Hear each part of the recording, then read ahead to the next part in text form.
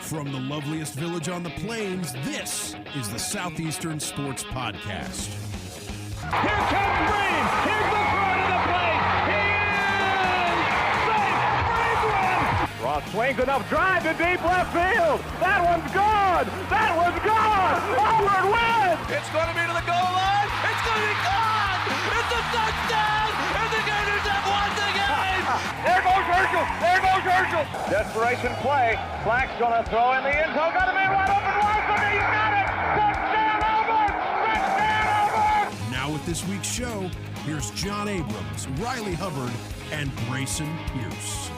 Welcome in to the Southeastern Sports Podcast. I'm Walker. I'm here with Riley, John, Grayson, and Matt.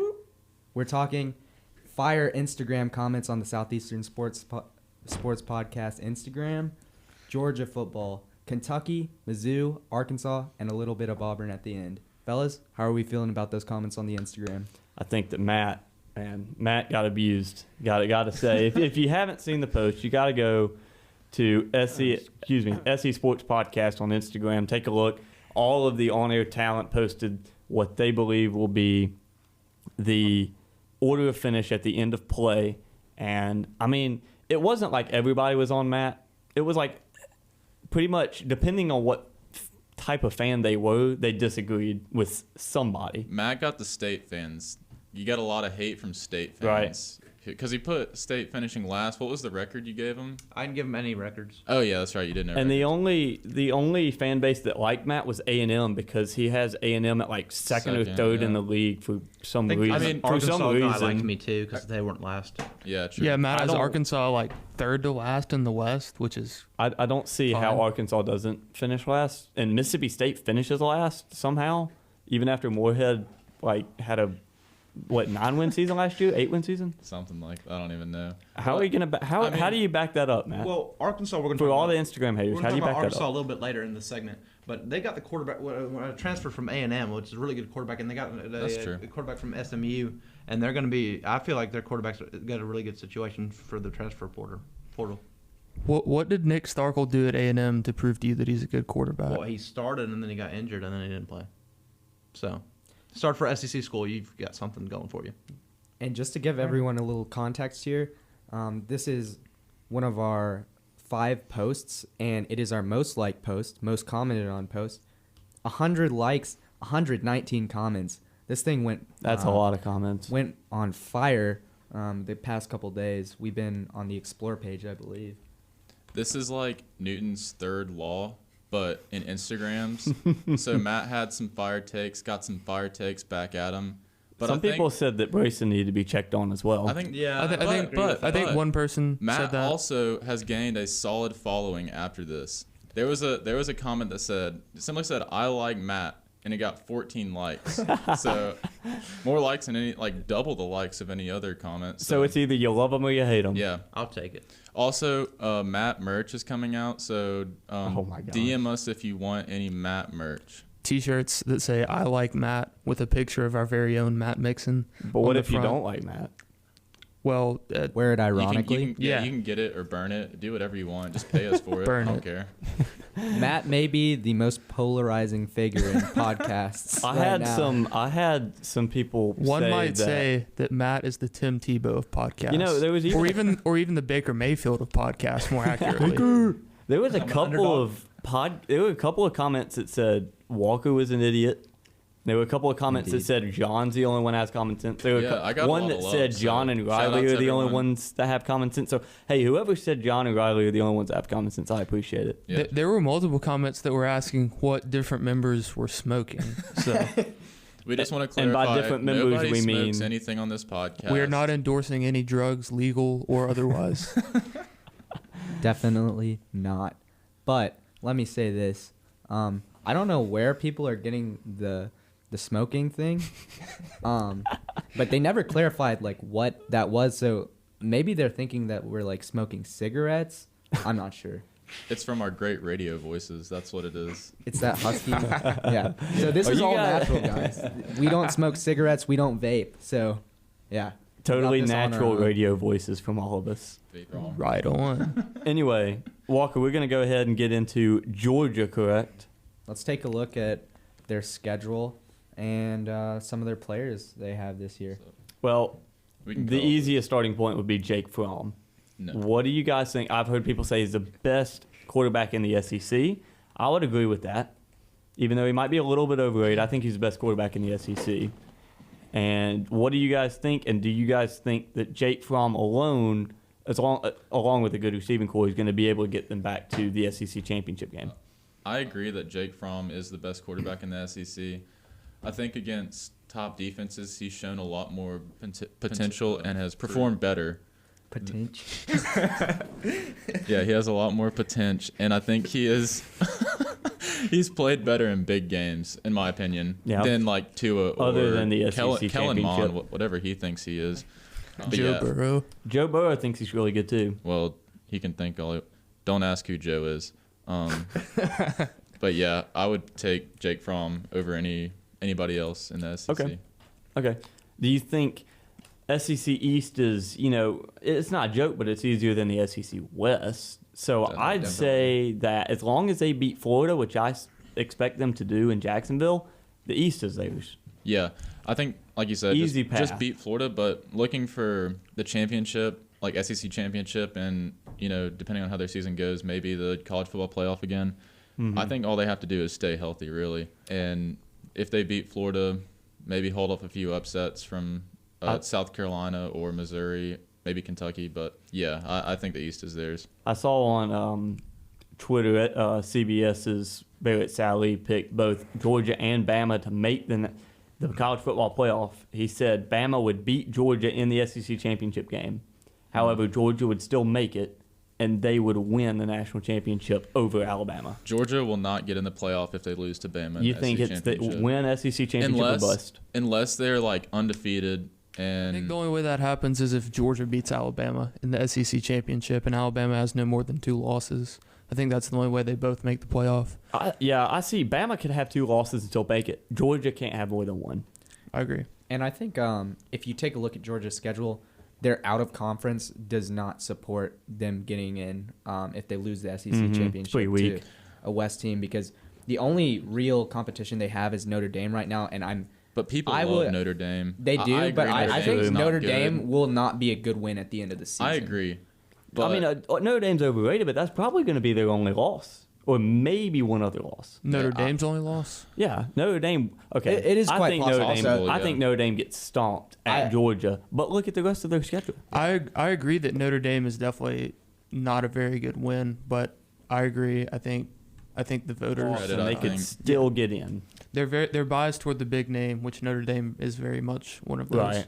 Notre Dame's formula is playing, I guess, outside of Georgia. Like And they that's- play USC, Michigan, like teams that were traditionally good, but haven't really shown up in the past decade. I think. But I guess, like you said, that's the best out of conference game. I mean, it's not a weak out of conference game, but It's not, but it's the only Right. one they That's have the best to one. hang their Compared hat to on. teams like Auburn and Texas A&M, who are playing, in Oregon or Clemson, yeah. yeah, exactly, kind of whack. What about the defense? Georgia always has good defense. Kirby's a defensive-minded guy. Walker, what do you think about their defense? I think they lost a lot of guys. Obviously, it's solid linebacker core last year, elite even. But I think obviously Kirby Smart is a heck of a recruiter. He's brought in great recruiting classes over the past couple of years, and their defense looks solid. It might not be as good as last year, but I think it'll be top in the East, probably rivaling top in the And SEC. Florida has a great defense, too, though. They do. I think Dan Mullen's done a great job down there. Yeah. I think Georgia's going to have, like you said, the best defense in the East. But with Brenton Cox getting dismissed, Coach. yeah, I think that'll hurt him. He was going to be a sophomore, correct? I'm not sure. Either sophomore or junior. I think he was going to be a sophomore, but he played in 13 of 14 games. So I think just having a returning contributor was going to be big for them. I don't think it's going to be a season-shattering loss. I think Georgia will still have a good defense, but like Walker said, not as good as they were last year because of the loss of so many players. I think Florida stands a good chance to have the best defense in the East. Overall, I really like how the SEC is trending with all these teams turning into really defensive powerhouses. I want to say, in the East you have Georgia and Florida. In the West, Auburn, Alabama, LSU all have really good defenses. So this is an anonymous coach to the Athlon. He says, I think it's fair to say Kirby got Georgia to that Alabama level faster than Nick Saban got Alabama there. They're ready to roll. Do y'all think that Georgia is at the Alabama level? I know they're a good program, but they still haven't won a championship, and I don't think you can claim the Alabama level until you win a championship. Clown emoji. That's all I have to say. Saban got his boys ready to win a national championship in his second year. Kirby has made one national championship game and lost. It's interesting. I think that now there's only a few teams that have the ability to beat Alabama, and Georgia's one of those teams.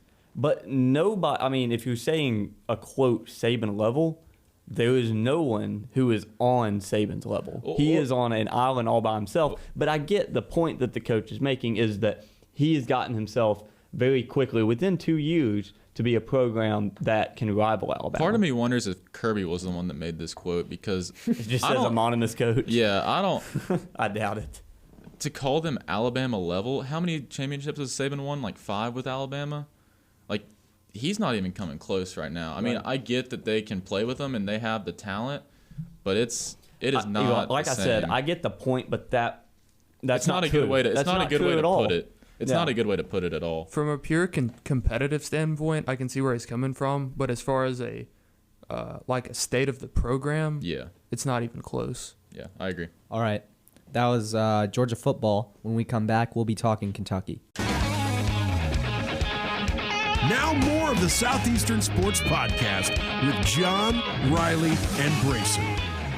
Welcome back into the Southeastern Sports Podcast. I'm Walker here with Riley, John, Brayson, and Matt. We're talking a little bit of Kentucky Wildcats football. Guys, what do y'all think? Well, I mean, Kentucky exceeded expectations last year, big time. That's what you can say about them. Now, will they be able to sustain it? That's debatable. How good is, the defense compared to the rest of the league? That's debatable. Can they really knock off Georgia? Because it seems like they have to beat Georgia and Florida if they want to win the East. Can they do that? And that's tough. That's also debatable. But are they trending upward? Absolutely. I really think so. And, I mean, there was a lot of excitement in the Kentucky program last year, which Kentucky's football program normally has zero excitement in it. Yeah, it's definitely been fun to watch. At least last season was.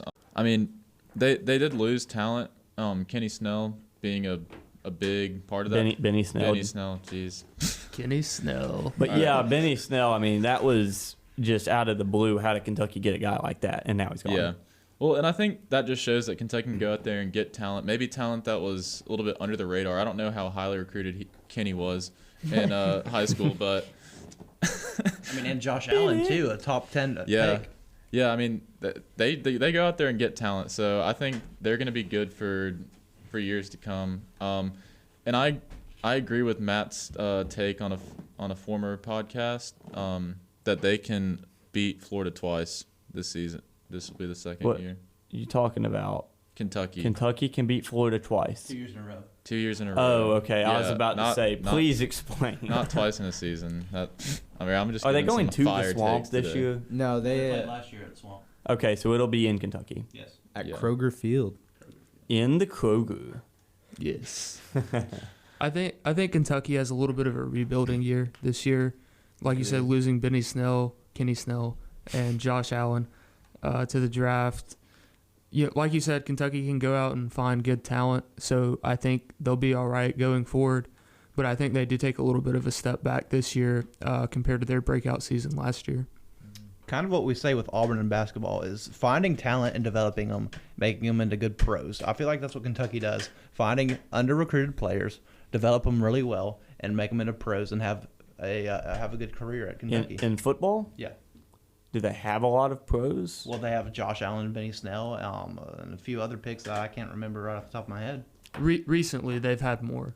And I think Okay. Mark Stoops has done a good job of it. Oh, yeah. Mark Stoops has done a great job there. He's a good coach. He inherited a program in bad shape, and I think obviously that's another after question. I mean, last I season. think that Kentucky's a place where the ceiling is only so high. Mm-hmm. So at what point does Mark Stoops get another job? Because I think it's within That's the next interesting. 3 years. You think? I would say Kentucky is going to fight tooth and nail to keep Mark Stoops. Yeah. He's been because there for what, 6 years, 5 years? something like that. Yeah. I don't know off the top of my head, but if you're Kentucky, you got to do everything you can to keep Mark Stoops. I mean, he's really turned that place around. And I mean, I feel like, you have a consistent coach. I feel like Stoops likes being in Kentucky. I have nothing to back that up. Yeah, back that up. I get what you're saying. I'd be surprised if he left to go anywhere else, because it seems like it's kind of like a situation, you're comparing it to Auburn basketball. Like, he's built that. He's going to be expected to do a lot more at bigger programs. So I think he'd hang around at Kentucky for a while. I think he'll stay at Kentucky, especially considering the East is kind of, I don't want to say it's anyone's division championship, but I mean, they can definitely compete for the East title if the program keeps trending the way it has been. That being said, if a blue blood program that's, had a few bad years comes to him and says, we want to give you this contract and bring our program back to what it used to be, that might be kind of hard to turn down. Yeah, true. But I don't see him leaving Kentucky within the next 3 to 5 years. I think he'll stay there. Let's talk Kentucky's schedule this year. Just looking at their non-conference schedule, they've got Toledo, Eastern Michigan, Toledo, University of Tennessee Martin, I believe, and then Holy Louisville. Toledo. That should be 4 relatively easy wins for them. Maybe a toss-up with Louisville, but I believe right now Kentucky. the out of conference is pretty weak, and Louisville's no good. Yeah, bad, in fact. But they are playing at Mississippi State, at Georgia, and then at Vanderbilt, with games at home against Tennessee, Missouri, Arkansas, and Florida. For the West teams, I think they got about as good of a draw as I think they could. I mean, definitely. Arkansas, Mississippi State, bad. They're going to be bad. I'll just go ahead and say that right now. But even though the Arkansas segment's coming up, don't spoil it. Yeah, sorry, I'm getting ahead of myself. But everyone listening, just forget that John said that. But yeah, I think State's a good team, and I think they'll beat Kentucky, but still the lower end of the West. Right. I think they'll very quickly. I think Kentucky, they'll beat Arkansas, they'll beat Vandy, they'll beat Tennessee because that's in Kentucky, and it's a toss-up with. I think they'll lose to Florida, they'll lose to Georgia, but it's a toss-up with Missouri. And I think Florida being at home, if they can come to play, it's going to be a tough game, obviously, playing against a well-coached team and a very talented Upset team. alert. But I think Kroger Field in the primetime slot almost, well, it's a 5 o'clock game, but on ESPN, I think, upset alert on that one. All right. SESP certified upset alert from Walker. All right, and we're going to take a break, and when we come back, we'll be talking Missouri. Be sure to follow us on Twitter and Instagram at SE Sports Podcast. Now, here's more of the show. What's up, and welcome back into the Southeastern Sports Podcast. I'm Walker, here with Riley, John, Brayson, and Matt. We're talking Missouri Tiger football. Guys? Yeah, Missouri with the addition of Kelly Bryant this offseason to replace Drew Lock. Big get. They are on a bowl ban, though. They're on probation this year. So no postseason for Missouri, no SEC championship. Not that I think they would make it anyways. No bowl game, which I do think they would. They would have made a bowl. Yeah. That's about all my thoughts on Missouri. So the SEC gets one team off a bowl ban, and they get another one off. Like clockwork. How it goes. Yeah, Missouri, that was a team that was headed in the right direction for sure. But the bowl ban does hurt a little bit, but it's not something that's going to stun the work that Barry Odom has done. No. At all. And y'all talk about Kelly Bryant for a minute. I think that's really the biggest storyline coming out of Missouri is, a lot of excitement around Kelly Bryant, even though he was an average quarterback at Clemson. I don't know. I think he's a little bit above average, but I think, he was trying to pick between Auburn and Missouri when choosing which school to go to, and I think he made a good move as far as his playing time because I think he did, for sure. He had a lot more competition coming into Auburn than he would have in Missouri. And I don't think he has any competition in Missouri. I he mean, doesn't. I don't know if they made it official. He just walked into the starting spot. I don't think that if it's official, but they brought him to media days and everything. So, he's going to be the starter. Yeah, but talking about fall camp and stuff, he strained a hamstring, I believe. It's not going to be something that really affects him later on, but it sounds like Missouri has got a lot of players getting injured in fall camp. Albert O with a knee sprain, and then Jordan Elliott didn't specify, but said he got hurt and practiced. So I don't know if they can stay healthy. I think they'll be a decent team coming out of the East, and hopefully can give Georgia, Florida, whoever else some competition in the East. I heard Albert O. I don't think it's a serious injury. Yeah, he was back today actually. So and Missouri returns a lot of weapons on offense at receiver and running back, which they used a lot in the passing game. So I think Missouri's offense won't take much of a step back this year. I think it'll be good. Defense, on the other hand, not that it was that amazing last year. I don't expect it to improve very much. I mean, are y'all thinking like 6-6? Because I'm thinking like 7-5 for Missouri. I'm thinking 7-5. I put them at 7-5. So pretty much everyone has them as like an average team going in the right direction. Maybe if they were eligible for postseason, I could see 8-4. One extra win. Yeah, maybe a 9-win season, but unlikely. This is going. That's what I had in my picks, a 9-win season, just because of some of the games. Yeah, they might not play a ranked or it's either ranked or like a top 10 team until like their 9th game or something like that. Like they are not playing. Georgia. Yeah, they're not playing much competition early in the season, especially. Another thing with Missouri, Brayson talked about, the offensive weapons. I think it's the second season now, but Derek Dooley is the offensive coordinator at Missouri. And while a lot of people look at him and think, the failed Tennessee coach, which he was, it was not a good fit for him at Tennessee, and it did not turn out well. But I think that he's a good coach, and I think that that's a really big pickup for Barry Odom's program. What do y'all think about, the effect of Dooley on the offense? Yeah, I mean, obviously he had a lot of weapons to work with last year with Drew Lock at quarterback, and like we mentioned, the receivers. You think it's a good hire? But I think he's a good coach. I mean, you got to know how to use your players, even if you have good weapons. Because we've seen players that weren't used to their full potential in college and then have gone to other college teams or gone to the NFL and immediately become contributors. So coaching is definitely a part, even when you do have good offensive weapons. And I think most of the younger fans today aren't going to remember Derek Dooley's failed attempts at Tennessee, which I think really helps him kind of just slide into this coordinator spot, kind of almost under the radar, and just do his job and kind of put together a good Missouri offense, which he did last season. And there have been cases where there are coaches that were head coaches at big SEC schools, and then they come back and are coordinators and do a great job as a coordinator. First one I think of is Will Muschamp. Yep.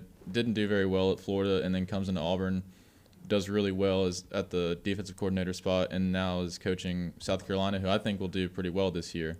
So, maybe he can get back into that head coaching role in a couple of years. Well, another thing with Missouri, I know this debate's been going on since like 2014, but you guys think they really should be in the SEC? Because I just don't think it's a good fit. And to be in the SEC West, East, it makes no sense. As far as their, yeah, geographically, it doesn't make sense for them to be in the East, but or the SEC. They've won the SEC East twice, and no one gives them that respect. While it was a down Georgia, down Florida, they still won it twice. I mean, so you think they belong to be in the SEC, not just football, but just in general? I mean, I just don't really care about Missouri as far as they haven't been in it a long time, so I don't know.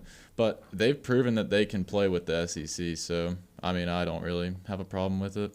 I think time will smooth over their, not transition necessarily anymore, but people just grow up knowing that Missouri's in the conference, so it won't be weird. And I think Barry Odom's got them trending in the right direction, so you won't see anymore. I'm almost used to A&M being in the league. Oh yeah, definitely. I think A&M was a more natural fit to the SEC. And they're also in the southeast region of the United States. Culturally, it was a better fit, I think. A&M to the SEC than Missouri to the SEC. Agreed. Maybe we'll get Missouri to understand how game days work and stuff and not wear hoodies to the games. Shout out to Missouri. They will get used to it. And that was Missouri football. When we come back, we are talking Arkansas. Now more of the Southeastern Sports Podcast with John, Riley, and Brayson. It's the Southeast Sports Podcast. I'm Walker. We have Riley, John, Brayson, and Matt in the studio, and we're talking Arkansas football right now and a little Auburn football later. Guys, what do you think about Arkansas this year? Chad Morris's second year. Yeah, Chad Morris's second year, definitely a letdown in year one, at least in my opinion, based on expectations. I think they had I want to say 3-9 or 4-8 season. I can't say I see him doing much better this year. They don't really have a proven quarterback. You have Nick Starkel, who started a few games here and there at A&M. Ben Hicks, the transfer from SMU. They do have some good running backs returning, though, so I think they will have that good running game like Arkansas always tends to have. But I'm really seeing like another 5-7 type year from Chad Morris's Hogs. What are you thinking, Matt? Matt does not have an opinion. I think Starkel is a good quarterback coming out of A&M. I've heard nothing but high praise from all the people he played with at A&M. But I did hear today that Arkansas lost their right tackle to an ACL tear. Noah Gatlin was his name. And so that's I think going to be that'll cause a lot of trouble in the SEC, like we've been talking about. I mean, if you can't run the ball in the SEC, you're not going to win a lot of Noah games. Gatlin was his name, but he had an ACL tear, and that's no longer his name. Yeah, he changed it. He's perished. The other, And let's be honest, Bielema set that program back at least 10 years. and Bielema That's is who awful. that's who I a blame. really great coach because, I mean, he was good at Wisconsin, but it was one of those deals where he's a Northern guy, Big Ten guy, and it just wasn't a fit. It just wasn't a fit. He could recruit, but he just never put it together on the field, I feel like. He came in as a big ground and pound guy who's gonna try and run through you, and it never happened. I mean, The other thing is, you gotta have a good defense play in the SEC, and Arkansas's defense last year was lackluster at best. yeah, that kind of sums up the entire team program. But they did get that renovation done to is it Walmart Field? Walmart Stadium, whatever it is. No, I think it's named after a coach. The renovation is by Walmart. I know that much. Okay. Oh, really? And it looks pretty That good. makes sense. I And like yeah, it. you're right. It's up on the northern part of the stadium. I've seen it. Yeah, or 2 seasons ago, it looked pretty bad because it still had all the tape or whatever on it, like tarps. It just looked nasty, but it looks pretty good now. So Yeah. But do Kudos they to have them. a Jumbotron Yeah. that is the size of their field? That is That's the one thing you gotta have if you're gonna compete in this league. That is true. It does actually look Amen. like they have a huge Jumbotron now. So Maybe it is bigger than Auburn's. Speaking we of better Auburn, hope not, or else we just spent all that money for nothing. We lost our claim to fame. Yeah. speaking exactly. of it's Jay Jacobs' $14 million project just down the drain. People don't even remember who he is. Poor Jay. You remember who he is. because of all the listener- bad hires he if made. nobody else, for the Riley, listeners And out good, there and good. who don't really understand what's going on, Riley, not a big Jay Jacobs fan. Jay Jacobs, of course, the last Auburn athletic director before Alan Green. who just wasn't very good. You at might as his well job. say that Riley said Depends on who you adios ask. Jay Jacobs when could say Jay that. Jacobs got fired. He was responsible for the Bruce Pearl and Butch Thompson hires in basketball and baseball, respectively. That being said, it was a rough trial run. The few hires before them. Yeah, it's So- true. Can we just use this to go into Auburn? Yeah, of we got course. some news out of spring practice No. in Auburn. Why not? All right. After the opening day of fall camp, Kerryon Johnson tweeted and said, "These Auburn Tigers are going to win the national championship this year." So, Well, if he said Facts. it, why even play this season? yep, Freaking You know, that's exactly I'm just kidding. what I Love- thought. Love So, him or hate him, We'll take carry it on. committee. Love him or hate him, carry on spitting straight facts right here. True. But in all seriousness, I hope he's right. I like the optimism. It's good to hear from a former player. Yeah. I don't know if I would put us quite that high right now, but No. But definitely it's still something I would. like to hear regardless. And Auburn had some bad news that came out when Anthony Schwartz, by far the fastest guy on the team, probably the fastest guy in the league, He is. He's the fastest player in college football. one of the top three, And in the world, definitely actually. like the top 3 or 4 receivers that Auburn's going to have. Broke his hand, had surgery on his hand, but there's still some optimism he will be back for the Oregon game. And I've been saying this since I heard that he got injured. Way better than his foot, leg, anything below the waist going on. I mean, He still got to catch the ball though. yeah, I know, but I mean, a broken bone is a lot easier than a torn ACL. Right. To deal Now with that, and yeah, recover from. I would definitely So, agree. And the surgery apparently went successfully, so no complications on that. Yeah, And it certainly helps that we won't have to rush him back because we do have a pretty deep receiving core, I would say. and Definitely. the good news But is Auburn does want to have that weapon. Oh, no, yeah. no doubt. But you want to have him later in the season when you're playing LSU, Georgia, and Alabama. You don't want to play him against Oregon and get him re-injured when you could have just put in, Eli Stove or Will Hastings or somebody like that. And Stove might be the 4 anyway. Yeah. Really? The good news, though, I know they play different positions, but you still have Shivers, who is the 3rd fastest player in college football. So, I mean, you still have speed regardless. Is this backed up by numbers, or are you just like guessing? No, this is something posted by 24/7 Sports, all I right. believe. I was just wondering if you randomly came up with No, code, or if it definitely. actually is. No, It it's was- based on recorded 40 times. Yeah. Okay. And Javaris Davis is also in the top 10 Auburn defensive Yeah, back. so Auburn's got a lot of speed. I don't know that people really, when you think of Auburn, you don't think of. Auburn fast. Yeah. That is that is an advertising campaign at the pass. Yeah, but that was a while ago, That was 2014. a while ago, 5 years. And our speed. Do you guys think Schwartz will be back for week 1? I would. I'm thinking I would no, hold but him. he'll be back for week 3. Yeah, I Yeah. could see 3 or 2, Okay. Get him some work in there against, should be easy wins. And if Stove's say week healthy, 2. I definitely think you got to hold Schwartz out if he's not 100%. Yeah, get that hand stronger. Because the flanker position's pretty deep. And that was the Southeast Sports Podcast, episode 4. We talked a little Instagram war, Georgia football, Kentucky, Mizzou, Arkansas, and then a little bit of injury news from Auburn football. Follow us on Instagram at SE Sports Podcast. Same on Twitter. And also check us out on Spotify and YouTube.